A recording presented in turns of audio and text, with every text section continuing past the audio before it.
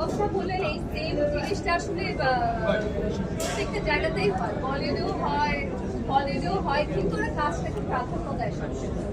আমাদের ক্ষেত্রে আপনি যেটা বললেন যে ব্যক্তিগত রেশারেশি নিয়ে সবাই বেশি মাতামাতি করে, তো আমার কাছে মনে হয় ব্যক্তিগত personal life is personal life and আমার professional life is professional life. দুইটা যদি এক করি কোনোদিনই আমরা আগাতে পারবো না।